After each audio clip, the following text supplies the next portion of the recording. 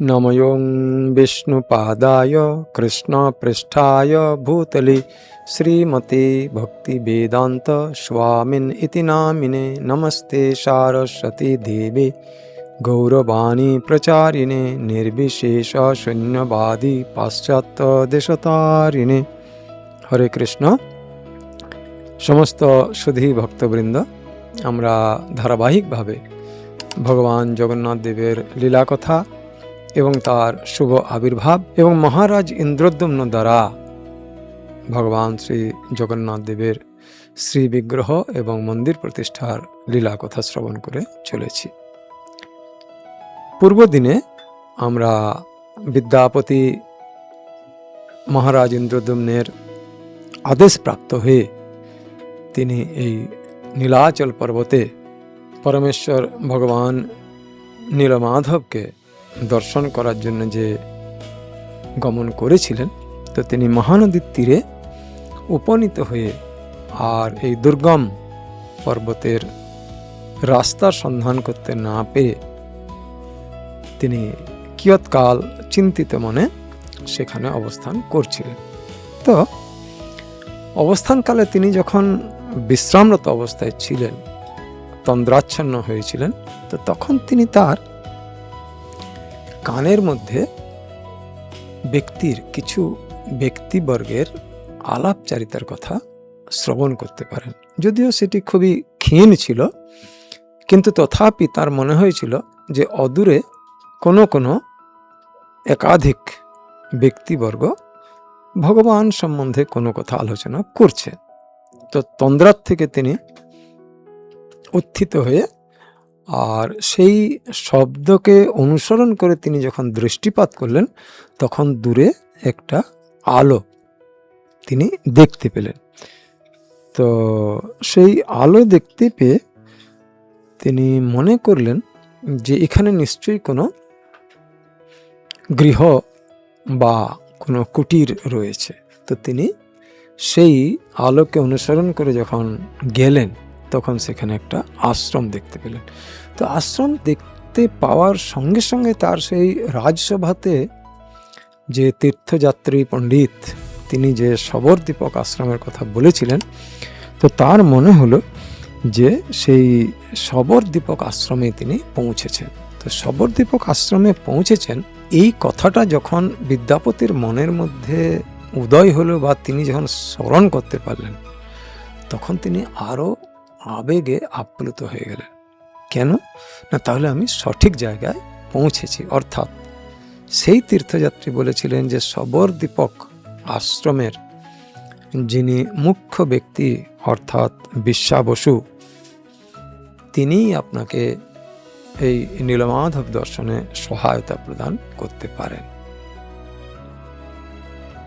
তো যখন বর্ণনা এবং স্থান দুইটি একসঙ্গে মিলিত হয় এবং চোখের সামনে দেখতে পাওয়া যায়, তখন স্বাভাবিকভাবেই মানুষের মনের মধ্যে উত্তেজনা দেখা দেয়। তো তিনি সেখানে গিয়ে সেই আশ্রমের মুখ্য ব্যক্তি বিশ্বা বসুর দর্শন পেলেন। তো দর্শন পেয়ে তিনি তার সামনে যখন দাঁড়িয়েছিলেন, তখন সে বিশ্বা বসুর দেহ থেকে এক অপূর্ব মোহময় জ্যোতি বা প্রভা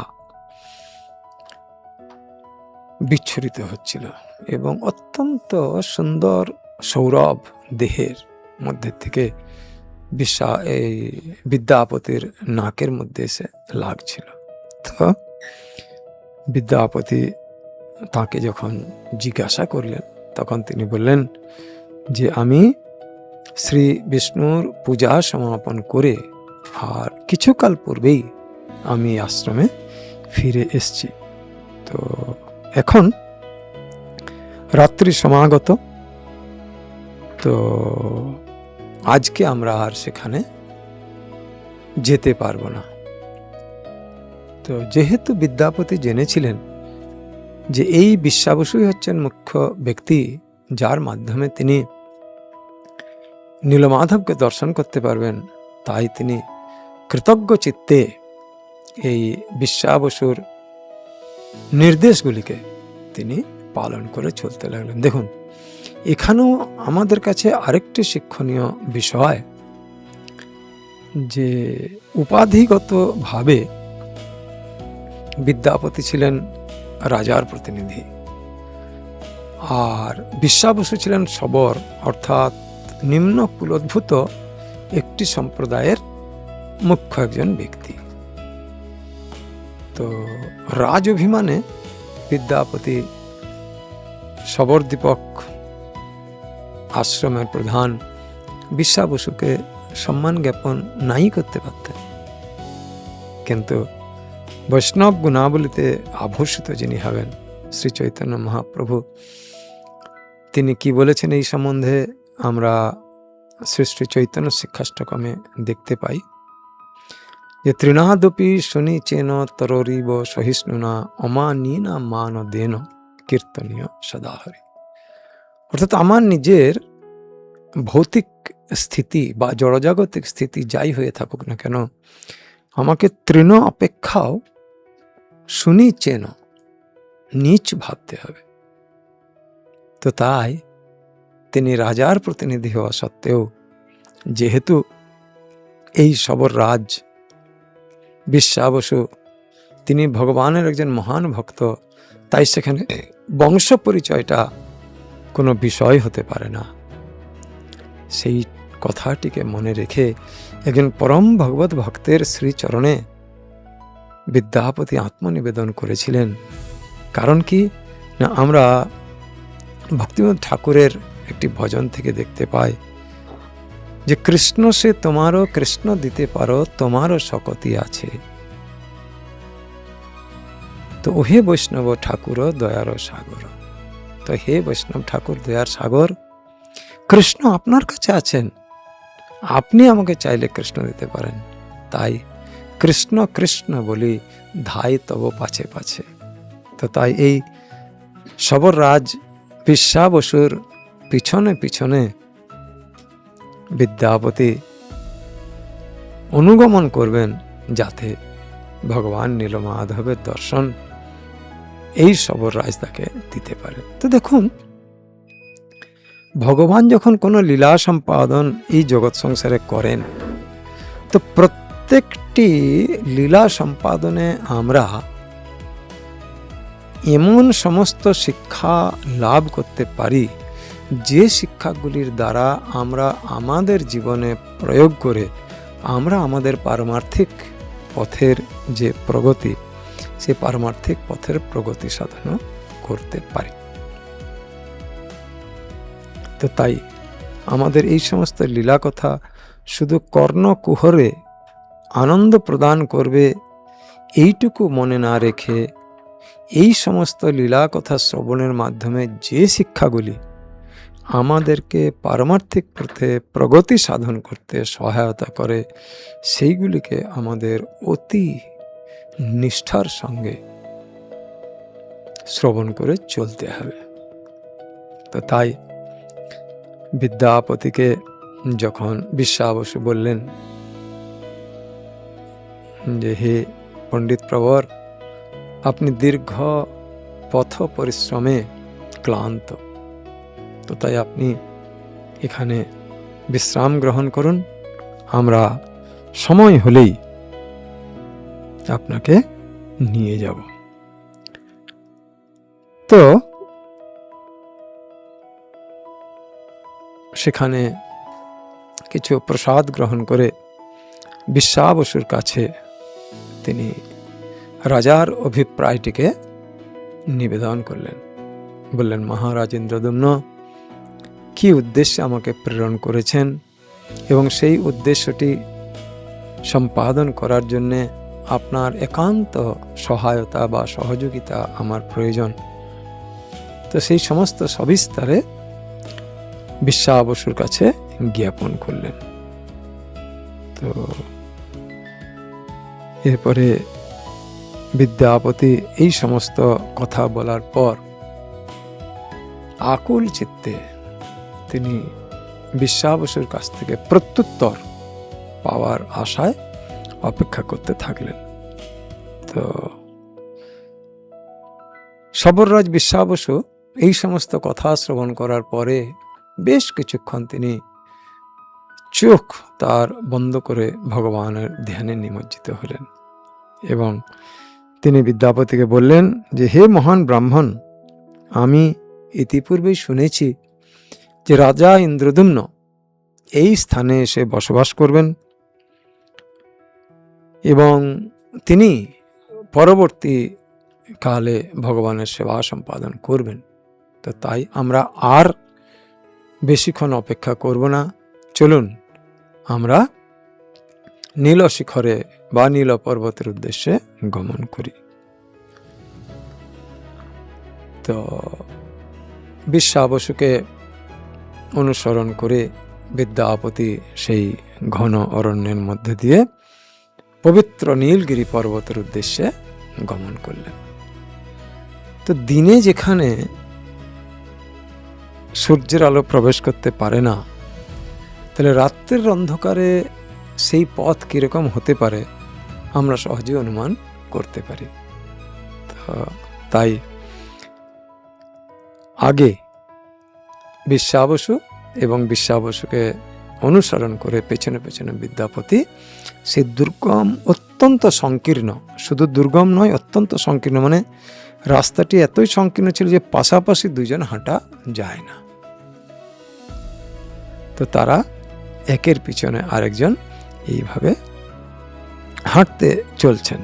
তো রাতের অন্ধকার এত নিকষ যে চোখে কিছু দেখা যায় না। তো বিদ্যাপতি বিশ্বাবসুর কণ্ঠস্বরকে অনুসরণ করে তিনি পেছনে পেছনে হাঁটতে লাগলেন। তো এইভাবে সারা রাত্রি তারা হাঁটতে হাঁটতে হাঁটতে হাঁটতে প্রভাতকালে রোহিণী কুণ্ডে পৌঁছালেন। তো এই রোহিণী কুণ্ড হচ্ছে সেই কুণ্ড যে কুণ্ডের জল আমাদের এই জগৎ সংসারের, অর্থাৎ এই ব্রহ্মাণ্ডের যে সমস্ত জল রয়েছে সেই জলের উৎস। শাস্ত্র বলছে, আমরা এই যে আলোচনা করছি এই আলোচনাটি স্কন্ধ পুরাণের বর্ণনা থেকে নেওয়া হয়েছে। তো এই ব্রহ্মাণ্ডের সমস্ত জলের আদি উৎস। তো সেই রোহিণী কুণ্ডের তীরে তিনি বটবৃক্ষও দর্শন করলেন। তো সেখানে স্নান করে আর বিশ্বাবসু বিদ্যাপতিকে বললেন, এই যে মন্দির রয়েছে এই মন্দিরে আপনি এখন প্রবেশ করুন, প্রবেশ করে ভগবানকে দর্শন করে সৌভাগ্য অর্জন করুন। তো রোমাঞ্চিত পুলকিত চিত্তে বিদ্যাপতি যখন রোহিণী কুণ্ডে অবগাহন করলেন, অবগাহন করার পরে বিদ্যাপতির মন, বিদ্যাপতির চিন্তা সমস্ত এমনভাবে পরিবর্তিত হয়েছিল যে বিদ্যাপতি মনে ভাবতে লাগলেন যে আমি কোন জগৎ সংসারে এখন উপনীত হয়েছি। অর্থাৎ সমস্ত জড় কলুষের বন্ধন থেকে তিনি মুক্তি লাভ করে আর ভগবত দর্শনের উদ্দেশ্যে মানসিকভাবে প্রস্তুত হলেন। তো তিনি মন্দিরে প্রবেশ করলেন। এবারে মন্দিরে প্রবেশ করে তিনি গুরুদেবকে স্মরণ করে আর ভগবানকে স্বনয়নে দর্শন করলেন, অন্তরের প্রার্থনা নিবেদন করলেন, বিগ্রহের সামনে বসে হরে কৃষ্ণ মহামন্ত্র জপ করলেন এবং দিব্য আনন্দে তার হৃদয় পরিপূর্ণ হয়ে গেল। তো তারপরে জীবনে তিনি এইরকম আনন্দ কোনো দিন অনুভব করেননি। তো সেই মন্দিরের ভিতরে বিদ্যাপতি কিয়ৎকাল অবস্থান করলেন। তারপর তিনি মন্দিরের বাইরে বেরিয়ে আসলেন। তো সেখানে তিনি দেখলেন যে বিশ্বাবসু সেই বটবৃক্ষের, কল্প বটবৃক্ষ বা অক্ষয় বটবৃক্ষের নিচে তার জন্য অবস্থান করছেন। তো সবর তাকে অভিনন্দন জানালেন, বললেন আপনি সেই সমস্ত সৌভাগ্যবানের মধ্যে একজন সৌভাগ্যবান যিনি ভগবানকে দর্শন করলেন। তো তারপরে বললেন যে দেখুন, আমাদের তো সারা রাত্রি এই পথ অতিক্রম করতে সময় লেগেছিল, তো এখন যদি আমরা তাড়াতাড়ি এখান থেকে নামার জন্য ব্যবস্থা না করি, তাহলে আমরা আবার রাত্রে বিপদ সংকুল রাস্তার মধ্যে পড়তে পারি, হিংস্র প্রাণীরা রয়েছে। তাই অন্ধকার নামার পূর্বে আমরা পুনরায় সেই আশ্রমে ফিরে যেতে চাই। তো বিশ্বাবসুর নির্দেশক্রমে বিশ্বাবসুকে অনুসরণ করে তিনি তো এমন পুলকিত চিত্ত, তখন তার এই জগতের আর ভয়, দেশ, হিংসা, হিংস্র পশু ইত্যাদি সম্বন্ধে তার আর কোনো বোধ নেই। কারণ কি না, ভগবত ভক্তি সম্পাদন করার পরে যখন কেউ ব্রহ্মভূত স্তর লাভ করে, তখন ব্রহ্মভূত প্রসন্নাত্মা ন শোচতি ন কাঙ্ক্ষতি। তার কোনো জাগতিক আকাঙ্ক্ষাও থাকে না, তার কোনো শোকও থাকে না, তার কোনো দুঃখও থাকে না। তাই বিদ্যাপতি তখন এক অনাবিল দিব্য আনন্দে, তো দিব্য আনন্দে বিদ্যাপতি তখন বিশ্বাবসুকে অনুসরণ করে আশ্রমে ফিরে আসলেন। এবারে আশ্রমে ফিরে আসার পর বিদ্যাপতিকে বললেন বিশ্বাবসু যে আপনি, হে ব্রাহ্মণ পণ্ডিত, আপনি অত্যন্ত পরিশ্রান্ত, দীর্ঘ পথে, ক্লান্তিতে, তো আপনি এখন স্নান করে আসুন, আপনার ভোজনের প্রয়োজন আছে।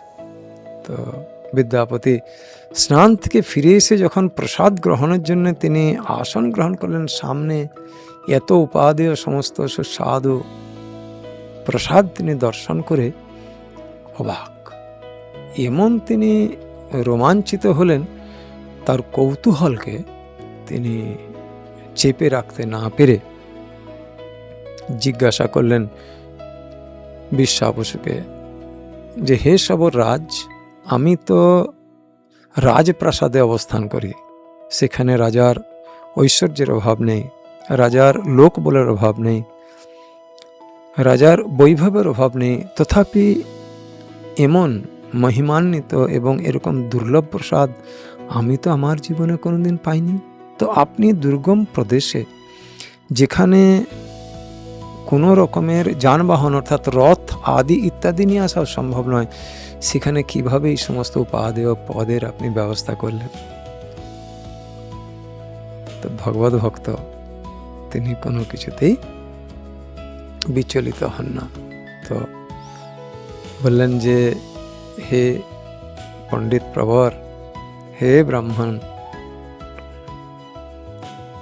জগৎপতি নীলমাধব যে মন্দিরের অধীশ্বর, যার সেবা করেন শত সহস্র লক্ষ্মী, অর্থাৎ লক্ষ লক্ষ মা লক্ষ্মী যার সেবা করেন, শ্রীমতী রাধারানী যার জন্যে রন্ধন করেন, তো রাধারানীর প্রেম ভাঁড়ারে কোনো অভাব রাখবো না রে। অর্থাৎ শ্রীমতী রাধারানীর প্রেম ভাঁড়ার, শ্রী শ্রী মাতা লক্ষ্মীর রন্ধনের যে ভাণ্ডার, সেখানে কি কোনো জিনিসের অভাব থাকে? তো তাই আপনি যেখানে মহাপ্রসাদ গ্রহণ করছেন, এই মহাপ্রসাদ বৈকুণ্ঠের মহাপ্রসাদ। তো তাই এই মহাপ্রসাদ যিনি একবার গ্রহণ করার সৌভাগ্য লাভ করেন, তিনি এই জগৎ সংসারের সমস্ত কুণ্ঠার থেকে মুক্ত হয়ে আর তিনি সেই কুণ্ঠাবিহীন বৈকুণ্ঠ লোকে প্রবেশ করেন। তো এই কথা শ্রবণ করার পর বিদ্যাপতি আপ্লুত হয়ে তিনি সসম্ভ্রমে মহাপ্রসাদে গোবিন্দে করে তিনি সেই সমস্ত প্রসাদ গ্রহণ করলেন। এবং গ্রহণ করার পর তিনি বিশ্বাবসুর কাছে প্রার্থনা করলেন যে হে সবর প্রধান, আমি যে উদ্দেশ্যে এখানে এসেছিলাম, আপনার মহতি কৃপাতে সেই উদ্দেশ্য সম্পাদন হয়েছে। এখন আমি আমার রাজা মশাই মহারাজ ইন্দ্রদ্যুম্নর যে আদেশ নিয়ে আমি এখানে এসেছিলাম, সেইটি আমি পালন করতে চাই। তো আপনি দয়া করে আমাকে অনুমতি প্রদান করুন, আমি যাতে অবন্তীনগরে ফিরে যেতে পারি। তো বিশ্বাবসু তো সকলেই জানতেন, ভগবান তাকে ইতিপূর্বে সমস্ত কিছু নির্দেশাবলী দিয়েছিলেন। তাই বিশ্বাবসুর নির্দেশক্রমে অবন্তীনগরে ফিরে যাওয়ার জন্যে বিদ্যাপতি গমন করলেন। তো আজ এই পর্যন্ত। আমরা পরের দিন আবার বিদ্যাপতির অবন্তীনগরে স্বাগতম এবং ইন্দ্রদ্যুম্নকে সমাচার দেওয়া শ্রবণ করব। হরে কৃষ্ণ, হরি বল।